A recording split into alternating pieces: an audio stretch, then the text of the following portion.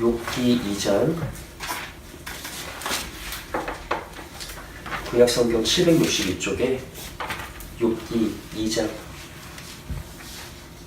11절과 12, 13절 욥기 2장 11절로 13절까지 제가 읽겠습니다. 그때 욥의 친구 세 사람이 이 모든 재앙이 그에게 내렸다 함을 듣고 각각 자기 지역에서부터 이르렀으니 곧 대만 사람 엘리바스와 수아 사람 빌닷과 나아마 사람 소발이라.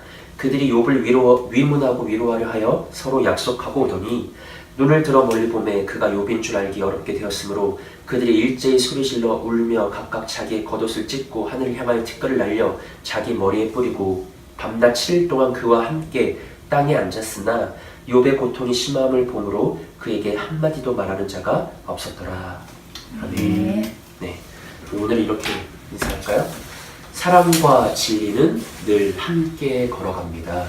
사랑과 진리는 늘 함께 걸어갑니다. 사랑 안에서 진리를 행하는 삶을 살아갑시다. 사랑 안에서 진리를 행하는 삶을 살아갑시다. 네, 감사합니다. 지난 시간에 우리는 하나님을 형상화하지 말라라는 10계명의 둘째 계명을 하나님 축소의 오류와 하나님 축소의 죄악이라는 관점에서 생각해 봤습니다.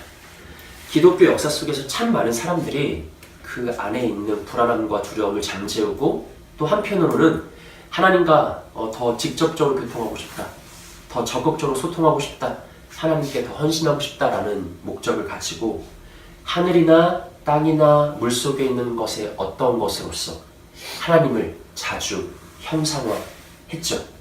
성경이 말하는 건 뭐예요? 그게 뭐든지 하나님을 이 땅에 속한 것으로 형상화하는 그 순간 하나님의 크심을 다 담아내지 못하는, 하나님을 축소시키는 오류와 죄악이 발생하게 된다라고 선언하고 있죠. 우리가 만약에 우리의 편의대로 하나님을 어떤 방식으로든 축소시킨다는 것은 하나님께서 오고 가는 모든 세대, 모든 신자들에게 그 영원한 규례로 주신 10계명의 둘째 계명을 어기는 크나큰 죄악이 되는 것이죠. 지난 시간에 우리는 이 원리를 조금 더 확장해서 우리의 삶 속에 한번 적용해 보았습니다. 내가 실제 신앙의 생활 속에서 공동체 안에서 의도했든 의도하지 않았든 하나님 축소의 오류를 많이 행하고 있지는 않는가, 이런 생각들. 나는 나 자신에게는 그게 너무 인상적이고 강력했기 때문이겠지만 내가 깨달은 진리와 내가 경험한 하나님의 어떠하심으로써 다른 사람의 믿음과 신앙을 너무 성급하게 재단하고 판단하는 그런 잘못이 또 실수가 우리에게 있지 않았는가 생각해 봤죠. 우리 공동체입니다. 함께 지체들과 함께 연합하고 자라가야 되는 그리스도의 몸된 교회죠. 그렇기 때문에 우리에게 필요한 것은 겸손함입니다. 내가 아는 하나님이 전체 하나님이 아닐 수 있다.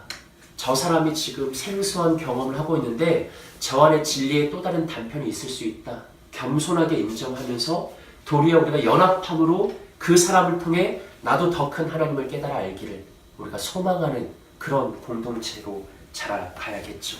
그리고 마침내 우리 모두가 서로를 통해서 그리스도 안에 완전한 자로 세워질 수 있기를 우리가 함께 기도하고 소망하고 꿈꾸고 실제로 우리 세운 공동체를 통해서 많은 이들이 그리스도 안에 온전한 신앙으로 변화될 수 있는 그런 은혜가 있기를 우리가 함께 소망했으면 좋겠습니다. 이제 오늘은 욥기의 말씀을 통해서 좀 욥기를 전체적으로 다 다룰 건데, 이 욥기의 말씀을 통해서 먼저는 지난 시간에 말한 그 하나님 축소의 오류와 죄악을 한 번만 더 살펴보고 그것을 우리 삶 속에 더 구체적인 적용점으로 몇 가지 함께 생각해 보려고 합니다. 우리 본문 1장 1절 말씀을 한번 읽어볼까요? 시작! 우스 땅에 욥이라 불리는 사람이 있었는데 그 사람은 온전하고 정직하여 하나님을 경외하며 악에서 떠난 자라. 아멘. 아멘. 자, 성경이 욥의 이야기를 시작합니다. 근데 중요한 것은 성경은 처음부터 욥을 어떤 인물로 고정시키고 있냐면 욥은 누구다?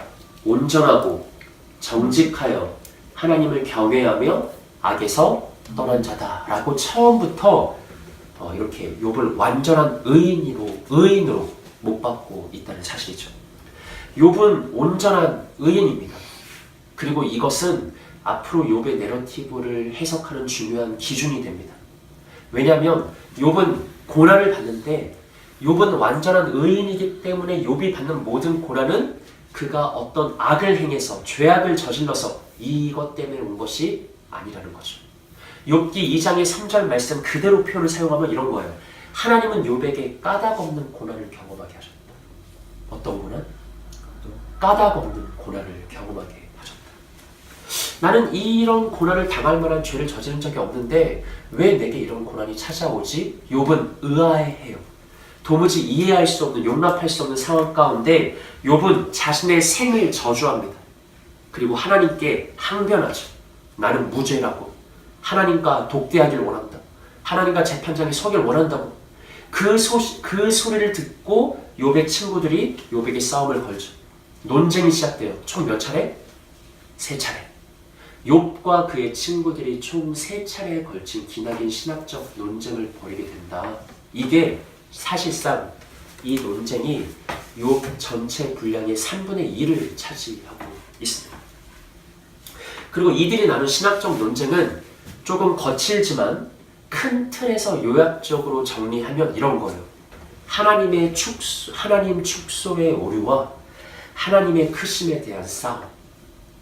욥과 그의 친구들이 나눈 논쟁은 핵심적으로 말하면 하나님 축소의 오류와 하나님의 크심에 대한 싸움이었다라는 것이죠. 욥의 세 친구들은 욥이 겪는 고통과 아픔을 각자 자기가 깨달은 진리와 자기가 경험한 하나님을 기준 삼아서 욥, 너는 이런 상황이야. 너는 이래서 고난받고 있는 거야. 너는 이걸 잘못한 거야. 라고 주장합니다. 그들이 내세운 논리는 이런 것입니다. 하나님은 정의롭고 공의로운 분이다. 때문에 하나님은 이 땅에서 살아가는 모든 인생들을 늘 공정하게 대하여 주신다. 하나님을 모르고 하나님을 무시하고 자기 뜻대로 살아가는 악인들에게 하나님은 심판과 형벌을 베푸시고 하나님을 알고 하나님을 경외하며 하나님의 뜻대로 살아가는 의인들에게는 복과 은혜를 주신다. 이게 친구들의 주장이고 친구들의 논리죠. 욥이 이 논리를 알았을까요? 몰랐을까요? 다 알고 있었습니다. 어쩌면 욥도 알고 친구들도 알고 그 시대의 신자들이 보편적으로 인식하고 있었던 신학 체계일 수도 있습니다. 우리 욥기 13장과 12장 말씀을 한번 읽어볼까요? 시작! 나의 눈이 이것을 다 보았고 나의 귀가 이것을 듣고 깨달았느니라. 너희 아는 것을 나도 아노니 너희만 못하지 않느니라. 나도 너희같이 생각이 있어 너희만 못하지 아니하니 그 같은 일을 누가 알지 못하겠느냐. 아멘. 욥이 뭐라고 말해요? 야, 너희가 본 것은 나도 봤다. 너희가 들은 건 나도 들었다. 너희가 깨달은 건 나도 이미 깨닫고 있던 거다. 너희가 알고 있는 건 나도 모르는 거 아니다. 나도 다 알고 있어. 라고 말하죠. 그러니까 욥이 말하는 것은 정말 욥이 무지해서 어리석어서 그냥 겁도 없이 하나님께 항변하고 있는 게 아니라는 거예요. 그들이 알고 있는 거 다 알고 있는데 욥이 정말로 주장하려는 건 뭐예요? 그것으로는 기존에 우리가 알고 있던 하나님 지식으로는 기존에 우리가 경험했던 하나님 경험으로는 지금 내가 경험하고 있는 아픔과 고난이 다 설명되지가 않는다. 너희가 말하는 논리 내가 모르는 거 아니고 나도 원래부터 알고 있었는데 기존에 우리가 함께 알고 있던 공통의 그 지식으로는 지금 나의 고난이 다 설명되지가 않는다. 그래서 내가 항변하는 거다 라고 말하고 있는 것이죠. 욥은 처음부터 의인으로 등장해요. 물론 욥은 자기 자신을 완전 무결한 의인이라고 주장하지 않습니다. 이 땅에 살아가는 모든 미천한 인생들은 하나님 앞에 무음한 존재가 될 수 없음을 잘 알고 있고 그걸 고백해요. 하지만 욥의 주장은 뭐예요? 나는 이런 고난을 당할 만큼의 죄를 저지르지 않았습니다. 이 고난이 하나님으로부터 온 것이 맞는데 나는 결코 이 고난을 당해야 될 만큼의 그런 어떤 죄악을 행한 적이 없습니다. 그러니 친구들에게 이렇게 말하는 것이죠. 이 고난은 이유 없이 온 것이다. 까닭 없이 온 것이다. 그리고 느닷없이 내게 찾아온 것이다 라고 주장했던 것입니다. 욥의 말대로 한번 표현해보자면 이렇게 되는 것이죠. 지금껏 우리는 하나님은 정의롭고 의로운 분이신지라 의인에게 복을 주시고 악인에게 형벌을 내리시지 그 반대로는 행하지 않는 것을 너무나 잘 알고 있었다. 야, 하나님이 의인에게 고난을 주시겠느냐? 하나님이 악인에게 복을 주시겠느냐? 결코 그럴 리가 없다. 그런데 너희들 나를 좀 봐봐. 나의 지금 형편을 봐봐.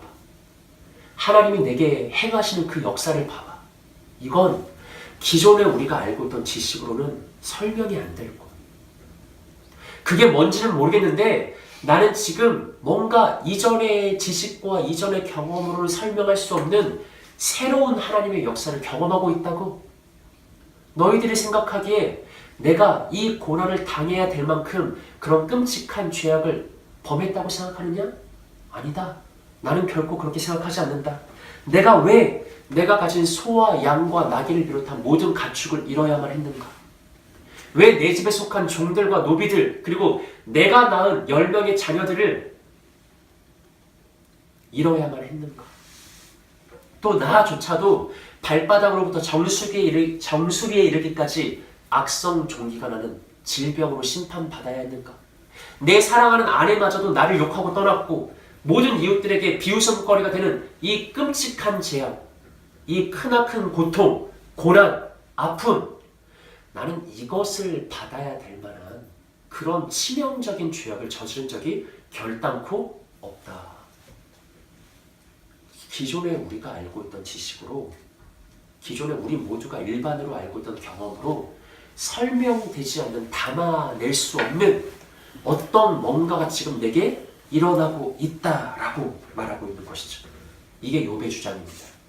욥의 친구들은 그의 주장을 받아들이지 않습니다. 여러분, 욥기에서 욥은 어떤 인물이고 욥의 친구들은 어떤 인물인가? 그들은 어떻게 그려지고 있는가? 욥은요, 그가 속한 시대에 그 시대 사람들이 일반으로 가지고 있었던 하나님 지식과 하나님 경험을 최초로 뛰어넘어서 그것보다 더 큰 하나님, 지금껏 자신들이 알지 못했던 하나님의 어떤 새로운 역사 속으로 넘어가는 과도기적 인물이에요. 욥의 친구들은 욥이 기존 자신들이 가졌던 신학으로 설명되지 못하는 새로운 영역으로 뛰어넘어가는 것을 보면서 그 하나님의 크심을 새롭게 받아들이며 겸손히 인정하는 것이 아니라 자기들이 가지고 있던 신학으로 욥을 판단하고 정죄하는 인물들이에요. 욥은 야, 우리가 이전에 알고 있던 하나님보다 더 큰 하나님이 있어. 내가 지금 그걸 경험하고 있다고 라고 말하는데 욥의 친구들은 그럴 리가 없어. 네가 잘못 알고 있는 거야. 네가 잘못한 거야. 라고 이렇게 둘 사이에 논쟁이 일어나고 있다는 것이죠. 누가 잘한 겁니까? 누가 하나님께 인정받습니까? 욥이죠. 우린 욥기의 결말을 잘 알고 있습니다. 우리 욥기 42장 7절 말씀 한번 읽어볼까요? 시작! 여호와께서 욥에게 이 말씀을 하신 후에 여호와께서 대만 사람 엘리바스에게 이르시되 내가 너와 내 두 친구에게 노하나니 이는 너희가 나를 가리켜 말하는 것이 내 종 욥의 말같이 무리치 못함이니라. 아멘. 여러분, 욥기가 이제 42장인데 그 중에 3분의 2가 욥과 친구들이 계속 신학적 논쟁을 벌이는 거예요. 그들이 오고 가는 이 지식이 어마어마해요. 근데 결론만 보자면 하나님께서는 누구의 편을 들어주십니까? 욥의 편을 들어주시죠. 욥의 말은 옳았고 너희 친구들의 말은 옳지 못했다. 아까 했던 말로 하면 욥은 기존에 우리가 알고 있던 지식과 경험으로는 설명되지 않는 뭔가 새로운 하나님을 내가 겪고 있어. 하나님의 크심 속에 내가 있어 라고 말하는데 친구들은 그럴 리가 없어. 너가 잘못하고 있는 거야. 이렇게 논쟁이 오고 갔다고요. 하지만 하나님은 욥의 편을 들어주시죠. 욥을 인정해 주십니다. 무엇을 인정해 주십니까? 나는 내 종 욥을 통해서 나의 더욱 큰 역사와 영광을 이 세상에 드러냈다. 그리고 어쩌면 욥 자신이 깨달았을지는 모르겠지만 욥은 까닭 없이 고난을 받죠. 욥은 온전한 의인인데 나의 죄와 상관없이 까닭 없는 재앙을 경험하죠. 이것은 누구에 대한 예표일까? 하나님이 약속하신 장차 오신 메시아 그리스도 예수에 대한 예표죠. 예수는 완전한 의인인데 죄가 없는 분인데 자신의 죄 때문에 아니라 다른 누군가의 죄 때문에 우리의 죄 때문에 까닭 없는 고난과 이유 없는 형벌을 받으십니다. 욥은 아마 그때 자신이 그걸 깨달았는지는 모르겠지만 그건 마지막 욥의 결론에서 그에게 새로운 지식이 열리고 새로운 하나님 경험이 열리면서 그것을 깨달았는지는 우리가 알 수 없지만 어찌되었든 욥은 그 시대의 한계를 넘어서 최초로 하나님의 더욱 크심을 경험한 사람이고 메시아이신 그리스도 예수를 예고하고 예표했던 그의 삶으로 그게 욥 자신의 너무나 힘든 형벌이었죠. 까닭 없는 고난. 하지만 그 삶을 통해서 그리스도 예수를 예표했던 중요한 인물이었습니다. 하지만 친구들은 그것을 감당하지 못했던 거죠. 그 새로운 생소한 하나님의 크심을 그들은 결국 감당할 수가 없었던 겁니다. 그래서 그들은 욥을 죄인으로 몰아갔고 욥을 정죄함으로 자신들의 불안함을 잠재우려고 했던 사람들이죠. 지난 시간에 우리가 함께 나눴던 것처럼 우리는 얼마든지 욥의 세 친구들처럼 하나님 축소의 오류에 자주 빠집니다. 어떤 누군가는 지금 기존의 그 신앙을 뛰어넘는 하나님의 새로운 크심의 그 영광 속으로 들어가고 있는데 그것을 보면서 우리가 용납을 못하는 거죠. 받아들이지 못하는 거죠. 그래서 너는 뭔가 문제 있어, 그건 잘못된 거야 라고 쉽게 판단하고 재단하는 욥의 세 친구들과 같이 하나님을 축소시키는 하나님의 크심을 다 담아내지 못하는 그런 잘못을 반복할 수 있습니다. 하지만 우리는 욥의 마지막 위대한 고백을 잘 알고 있습니다. 욥기 42장 5절 말씀 합독합시다. 시작. 내가 주께 대하여 귀로 듣기만 하였사오나 이제는 눈으로 주를 배움나이다. 아멘. 욥이 고백하죠. 내가 지금껏 주께 대하여 귀로 듣기만 하였사오나 이제는 주를 눈으로 봅니다. 우리가 해왔던 말로 하면 나는 지금까지 이만한 하나님 지식과 이만한 하나님 경험에 있었는데 그것이 비록 고통스러운 방법이긴 했지만 하나님의 행사로 인해서 이제 나는 더 큰 하나님을 보입니다. 내가 이전에 알지 못했던 더 큰 하나님의 위대하심을 경험합니다. 이렇게 고백하죠. 이 욥의 고백이 우리의 고백이 되었으면 좋겠습니다. 우리가 많은 때에 내 지식, 내 경험으로 다른 사람을 재단한다고요. 그러면서 의도했든 의도하지 않았든 하나님을 나 자신이 축소시킨다고요. 하지만 거기서 넘어서서 우리가 공동체 안에서 서로를 통해서 이전에 귀로만 듣던 하나님을 이제 눈으로 보는 하나님의 더욱 크심을 서로를 통해서 재발견하는 그렇게 우리의 신앙이 더욱 그리스도 안에서 온전하게 변해가는 그런 아름다운 신앙인들이 되시기를 구주 예수님의 이름으로 축복합니다. 자, 지금까지 우리는 욥과 친구들이 나눈 신학적 논쟁을 큰 틀에서 간략하게 살펴봤죠. 오늘은 그 좀 구체적인 적용점들을 몇 가지 생각해 보려고 하는데 욥과 그의 친구들이 나눈 논쟁 중에 몇몇 구절을 통해서 우리가 신앙생활 하면서 무엇을 조심해야 되고 무엇을 소망해야 되는지에 대해서 함께 생각해 보겠습니다. 첫 번째로 우리가 해야 될 것은요, 욥의 세 친구들에 대해서 정당한 선 이해를 가지는 일입니다. 여러분, 욥의 세 친구 어떤 사람들이에요? 좋은 사람, 나쁜 사람? 좋은 사람이에요? 우리가 하는 실수는 욥의 마지막 결론을 끌고 와서 처음부터 욥의 친구들을 나쁜 사람들로 본다는 거예요. 그럴 수 있죠. 하나님께서 마지막에 분명히 욥은 옳았으나 너희는 옳지 못했다라고 판정하시잖아요. 그 하나님의 판정을 처음으로 끌고 와서 우리가 처음부터 색안경을 끼고 욥의 친구들을 볼 수 있다라는 것이죠. 제가 말하고 싶은 것은 욥은 처음부터 의인이고 친구들은 처음부터 악인이었나? 그게 아니라는 것이죠. 욥의 친구들은 어떻게 보면 욥 못지않은 의인들로 그려지고 있습니다. 욥기 2장 말씀을 함께 볼까요? 그때 욥의 친구 세 사람이 이 모든 재앙이 그에게 내렸다함을 듣고 각각 자기 지역에서부터 이르렀으니 곧 대만 사람 엘리바스와 수아 사람 빌닷과 나아마 사람 소발이라. 그들이 욥을 위문하고 위로하려 하여 서로 약속하고 오더니 엘리바스, 빌닷, 소발 세 욥의 친구가 욥을 위로하기 위해서, 위문하기 위해서 약속하고 찾아옵니다. 다음 절. 눈을 들어 멀리 보매 그가 욥인 줄 알기 어렵게 되었습니다. 평소 욥의 그 온전한 모습, 멋있는 모습, 정갈한 모습이 아니라 고통 속에서 악성 종기로 인해서 그 기왓장으로 자신의 피부를 긁고 있는 그 비참한 모습을 보고 그들이 어떻게 합니까? 일제히 소리질러 울며 각각 자기의 겉옷을 찢고 하늘을 향하여 티끌을 날려 자기 머리에 뿌리고. 이건 굉장한 슬픔의 행위죠. 한 절 더 볼까요? 합독합시다. 시작. 밤낮 7일 동안 그와 함께 땅에 앉았으나 욥의 고통이 심함을 보므로 그에게 한마디도 말하는 자가 없었더라. 아멘. 자, 여러분, 세 친구들의 첫 모습이 어떻게 그려지고 있어요?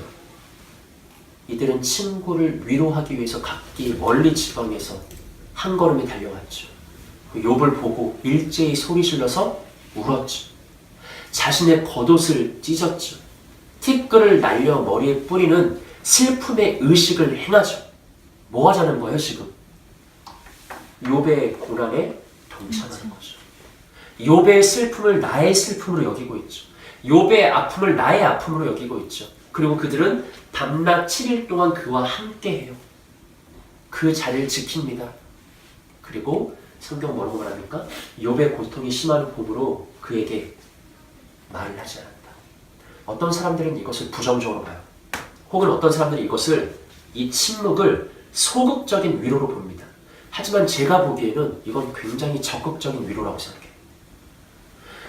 여러분, 조금 힘든 사람은 우리가 말로 위로할 수 있지만 정말 깊은 고통 속에 있는 사람은 어떤 말로도 위로가 불가능하죠. 욥의 친구들이 한 일은 뭐예요? 그냥 함께 있어줄 거. 아무 말 하지 않고 같이 울고 같이 슬픔을 나누며 같이 고난에 동참하며 욥과 7일 밤낮을 함께 했죠. 욥의 친구들의 첫 모습은 최고의 위로자라고 생각합니다. 진정한 위로자라고 생각합니다. 친구를 사랑했던 의인들이라고 생각합니다.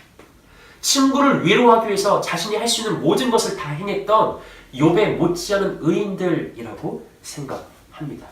그리고 실제로 친구들이 욥과 나누는 신학적 논쟁을 보면 이들은 드높은 하나님 지식을 가진 진지한 구도자고 신학자예요. 그리고 이들 모두는 각각이 분명하고 강렬한 하나님 경험이 있는 확신 있는 신자들임에 분명합니다. 욥의 친구들 진짜 위로자죠. 하나님의 지식을 추구하는 구도자죠. 하나님을 체험한 참된 확신 있는 신자죠. 그리고 사랑을 베푸는 참된 이웃이죠.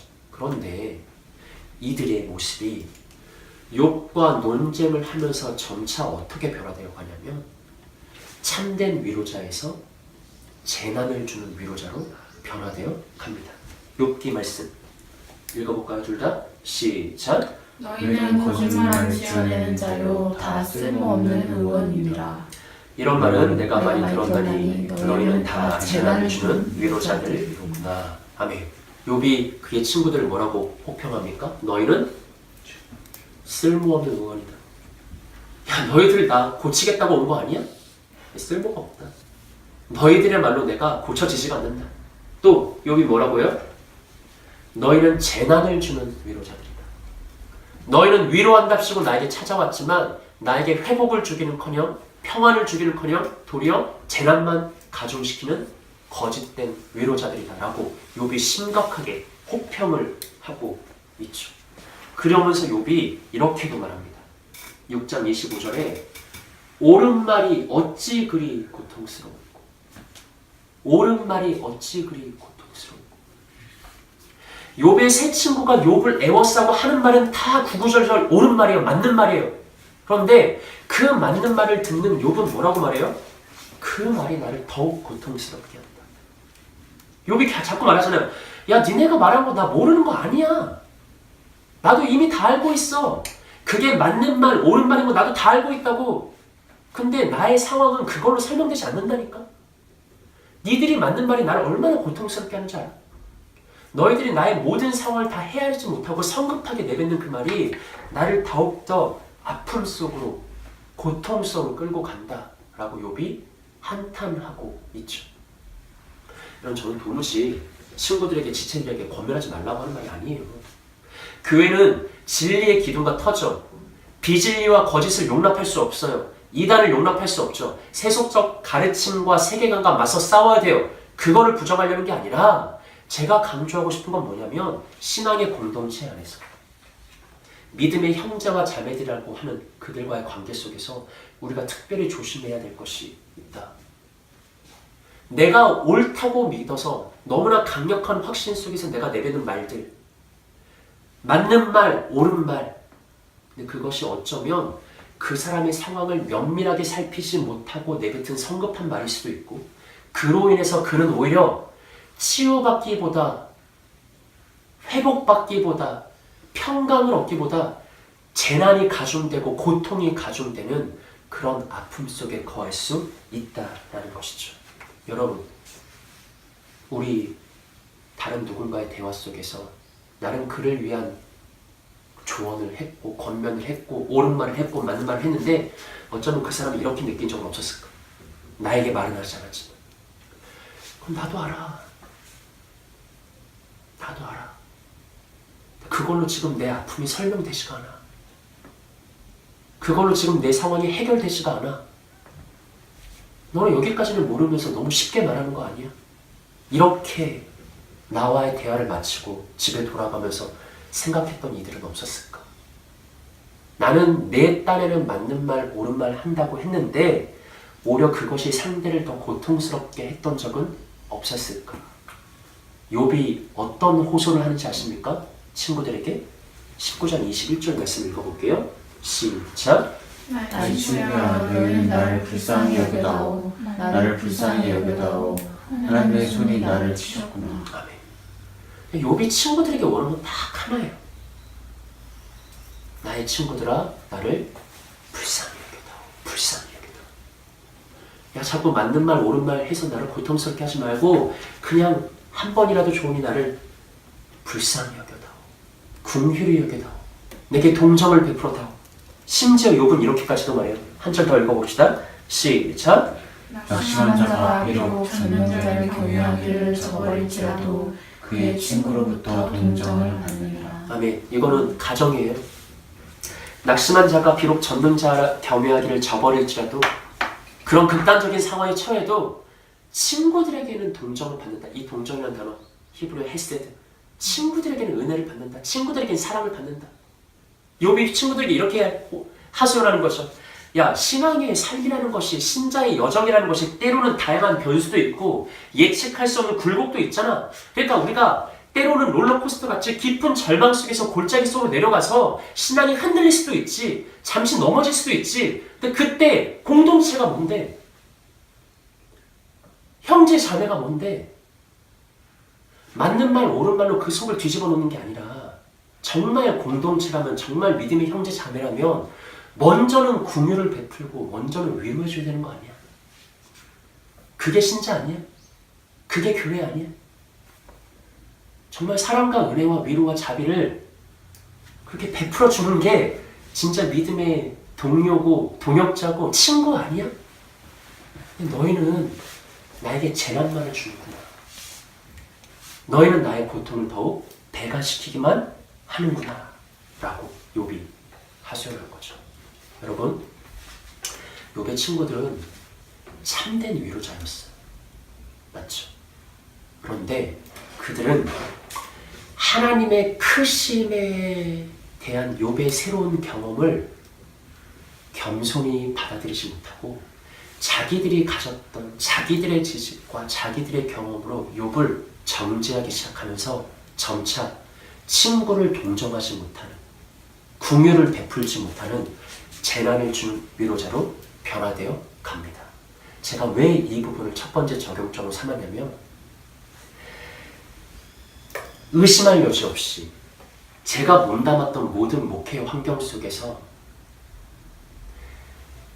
자신의 확고한 신념을 따라 누군가의 잘못을 옳은 말로 지적하고 판단하는 사람들은 너무 많이 발견했는데, 반면에 그냥 먼저 일단 동정과 궁율과 사랑과 자비를 베푸는 사람들은 많이 보지 못했습니다.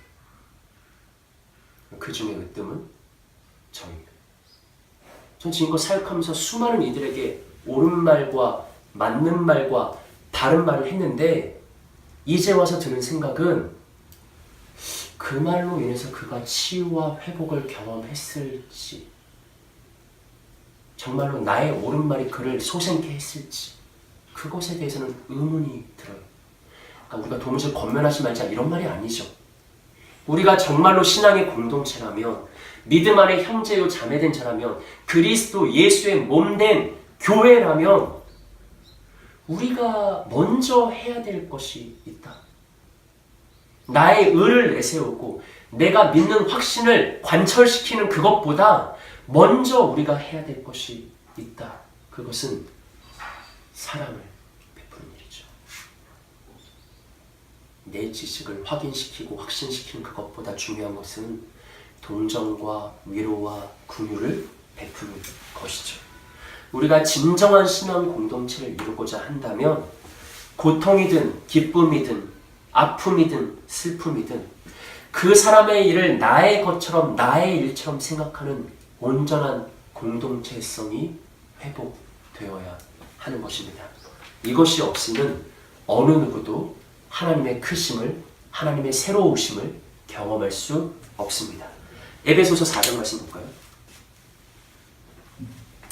우리가 다 하나님의 아들을 믿는 것과 아는 일에 하나가 되어 온전한 사람을 이루어 그리스도의 장성한 분량이 충만한 데까지 이르리니, 우리가 지난주는 골로새서 2장 말씀으로 그리스도 안에 완전한 자로, 오늘은 용어를 바꿔서 하나님의 아들을 믿는 것과 아는 일에 하나가 되어 온전한 사람을 이루어 그리스도의 장성한 분량이 충만한 데까지 이루고자 한다면, 진실로 우리가 공동체를 통해서 서로와 서로를 통해서 그리스도 안에 완전한 자, 온전한 자, 장성한 분량, 하나님이 기뻐하시는 온전한 신앙인이 되고자 한다면 한 가지, 오늘 설교 제목을 이 말씀에서 따왔는데 다음 구절을 합독합시다. 시작. 오직 사랑 안에서 참된 것을 하여 범사에 그에게까지 자랄지라. 그는 머리니 곧 그리스도라. 아멘. 그리스도 안에 완전하고자 한다면 오직 사랑 안에서 무엇을 해내라? 그건 진리거든요. 그래서 오늘 설교 제목을 사랑 안에서 진리를 행하라. 우리 어떻게 인사했죠? 사랑과 진리는 늘 함께 걸어갑니다. 사랑 안에서 진리를 행하는 삶을 살아갑시다. 우리는 연약해요. 그래서 사랑이면 사랑, 진리면 진리, 어느 한쪽에 그냥 몰빵하길 좋아해요. 맞죠?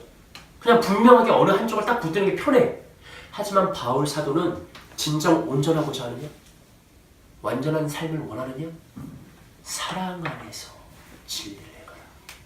진리를 놓치지 말라는 게 아니에요. 거짓과 불의가 판치는데 침묵하라는 게 아니죠. 하지만 사랑 안에서, 긍휼 안에서, 위로와 동정 안에서 맞는 말 하세요. 옳은 말 하세요. 사랑 없이 맞는 말, 옳은 말을 하면 그 사람은 고통스러워요. 더욱 아파요. 치유받을 수 없어요.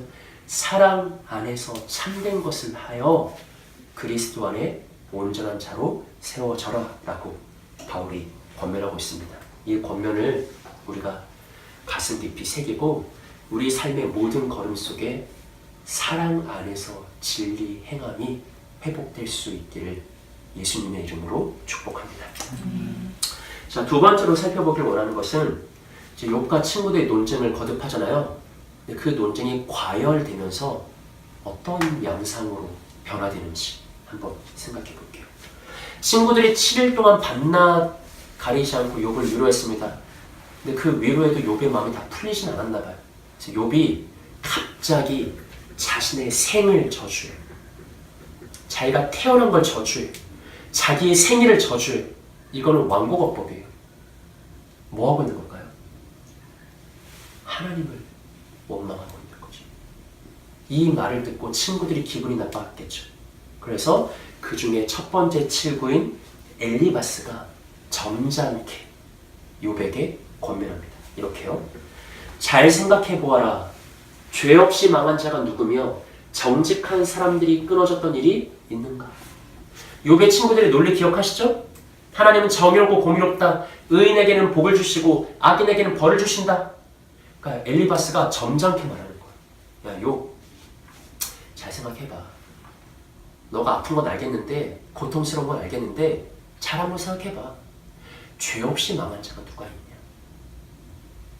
잘 생각해보면 너가 뭐 하나라도 하나님께 잘못한 게 있을 거야. 너가 죄악을 저지른 게 있을 거야. 지금이라도 그걸 회개해. 그럼 하나님이 널 용서해 주시라고 엘리바스가 점잖게 말하죠. 욥이 곧바로 엘리바스에게 반론을 펼쳐요. 그때는 친구들의 기분이 조금 나빠져요. 두 번째로 빌닷이 욥에게 이렇게 말합니다. 합독할까요? 시작. 하나님이 어찌 정의를 굳게 하시겠으며 전능하신 이가 어찌 공의를 굳게 하시겠는가. 내 자녀들이 주께 죄를 지었으므로 주께서 그들을 그 죄에 벌을 주셨나니. 아멘. 조금 기분이 나빠졌어요. 네가 죄를 안 범했으면 네 자녀들이 범했겠지 라고 조금 과격해졌죠. 빌닷의 논리는 그대로예요. 하나님은 공의로우시니까 의인에게 고난을 줄 리가 없어. 너가 죄를 안 지었다면 너의 자녀들이 졌을 거야. 곰곰이 생각해봐. 욥이 또 빌닷에게 반론하죠. 그러니까 이제 이들의 싸움이 1차전을 지나가면서 2차전으로 넘어가면서는 과열돼. 그리고 이네들의 싸움은 점점 감정 싸움으로 치달아 갑니다. 욥의 세 친구들은 진중하고 품이 있었던 진정한 신학자요, 구도자요, 위로자들이었는데 점차 욥과의 논쟁이 과열되면서 감정 싸움이 되고 이들은 억지를 부리기 시작해요. 욥기 22장을 보시면 내 악이 크지 아니하냐 내 죄악의 끝이 없느니라. 까닭없이 형제를 볼모로 잡으며 헐벗은 자의 의복을 벗기며 목마른 자에게 물을 마시게 하지 아니하며 줄인 자에게 음식을 주지 아니하였구나. 너는 과부를 빈손으로 돌려보내며 고아의 팔을 꺾는구나. 여러분, 이거는 사실에 근거한 고소와 책망이 아니죠. 감정 싸움이 되다 보니까 논리를 상실하고 억지로 혐의를 뒤집어 씌우는 거예요. 자기가 본 것도 아니면서 너는 까닭없이 형제들을 잡아갔구나. 헐벗은 자의 의복을 네가 벗겨서 네 것으로 취했구나. 목마른 자에게 물도 안 줬지. 줄인 자에게 음식도 안 줬지. 과부를 빈손으로 돌려보내고 너는 오히려 고아를 핍박했지. 그랬지. 분명해. 그러니까 이렇게 고통을 겪고 있지. 이제 감정 싸움이 극에 달한 거야. 없는 혐의를 뒤집으면서까지 욥을 죄인으로 정죄하려는 친구들의 완악함이 드러나고 있죠. 여러분, 이 싸움 왜 일어났어요? 잘 기억해야 되죠. 애당초 이 싸움이 왜 일어났어요? 욥의 논쟁의 큰 주제.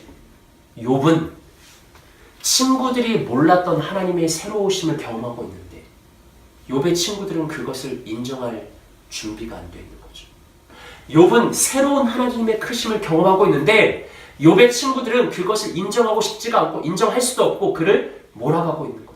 그렇게 시작된 싸움이 과열되면서 이제는 사랑도 없고 논리도 없고 오직 내 주장만이 참이다. 서로 자신의 의지를 관철시키려는 그런 진흙탕과 같은 싸움으로 변화되고 있다. 참 안타까운 것은 이 가장 비슷한 일들이 일어나는 것은 교회라는 것이죠. 교회에서 일어나는 다툼과 분쟁과 분열은 진리의 숭고한 문제로 일어나는 경우는 거의 없습니다. 대부분이 감정싸움.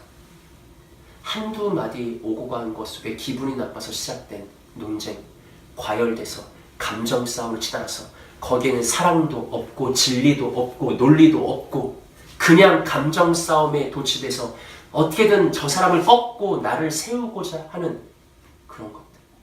굉장히 사소한 결정인데 이렇게 해도 상관없고 저렇게 해도 상관없는, 이건 진리의 참과 거짓의 문제가 아닌데 실상 교회에서는 이런 소모적인 감정 싸움이 너무나 많죠. 여러분, 다시 한번 바울 사도의 말을 우리가 기억해야 됩니다. 사랑 안에서 진리를 행하라. 사랑 안에서 진리를 행하라. 근데 우리는 어느 순간 사랑도 놓치고 진리도 놓쳐요. 감정 싸움에만 열중할 때가 많아요. 사랑 안에서 진리를 행하라. 우리는 오직 서로 사랑하라라는 단 하나의 계명과 단 하나의 율법과 단 하나의 드높은 삶의 목적을 가진 신앙의 공동체잖아요. 사랑 안에서 진리를 행하는 소모적인 감정 싸움과 나의 의를 위해서 누군가를 깎아내리는 비방과 헐뜯음이 아니라 사랑 안에서 참된 진리를 행할 수 있는 우리 세운 공동체가 될 수 있도록 노력하기를. 노력이 필요한 것. 마음만으로 되지 않습니다. 우리가 사랑 안에서 진리를 행할 수 있는 아름다운 공동체로 세워질 수 있도록 끝까지 노력했으면 좋겠습니다. 마지막으로 한 가지만 더 살펴볼게요. 욥이 친구들과 첫 번째 논쟁을 할 때는 나타나지 않는데 이게 감정 싸움으로 과열되면서 2차전으로 넘어가니까 욥과 친구들의 두 번째 논쟁에서 주목할 만한 표현이 등장합니다. 욥기 16장을 보시면 욥이 이렇게 말하죠. 지금 나의 증인이 하늘에 계시고 나의 중보자가 높은 데 계시니라.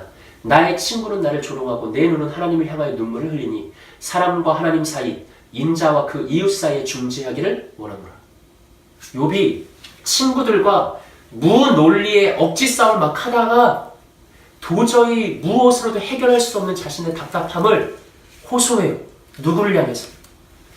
지금 나의 증인이 저 하늘에 계신다.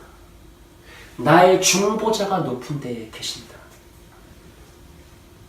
바른 성경으로는 변호인, 공동 번역 성경으로는 보증. 욥이 뭐라고 말해요? 나의 친구들은 억지 논리로 나를 조롱하는구나. 그리고 내 눈은 하나님을 향해서 뭐를 흘려요? 이거는 하나님이 침묵한다는 거야. 친구들에게 막 비방을 받는데 하나님도 침묵해. 욥이 어디에서도 자신의 답답함을 풀 길이 없어.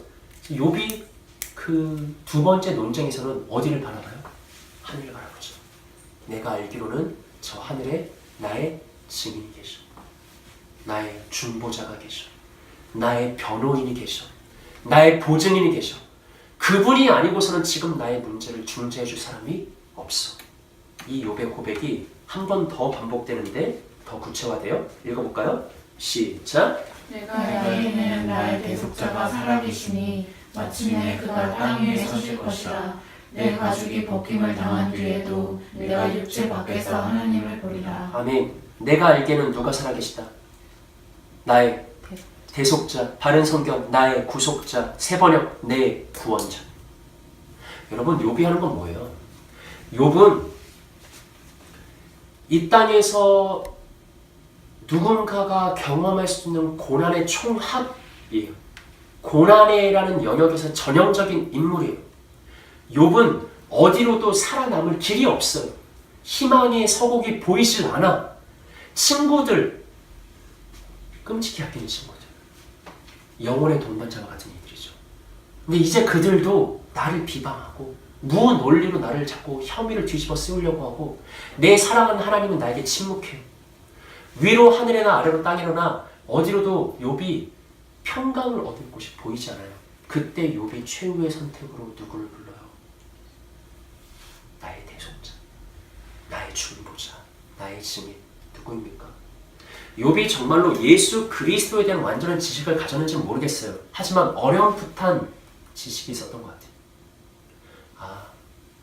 이 진퇴양난의 상황에서는 친구도, 가족도, 이웃도, 누구도 나의 아픔을 해결해 줄 수 없구나. 하늘에 계신 그리스도 외에는 나의 사정을 알아줄 자가 없노라 라고 고백하죠.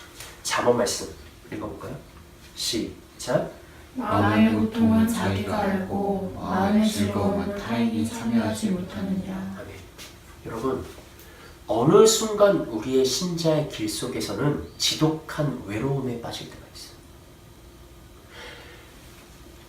하나님은 일반적으로 보편적으로 우리가 신앙의 공동체를 통해서 서로 치유받고 회복되고 위로받고 동정받고 함께 자라가기를 기뻐하십니다. 맞죠? 그러니까 우리는 문제가 생기면 신앙의 공동체 속에서 말씀으로 가르침을 받고 서로 삶을 나누며 서로의 기도와 중보와 삶 나눔을 통해서 치유받고 회복받는 거예요. 그게 맞죠? 그런데 내 신자의 여정 속에는 어느 때에는 지독한 외로움과 고독함에 빠질 때가 있어요.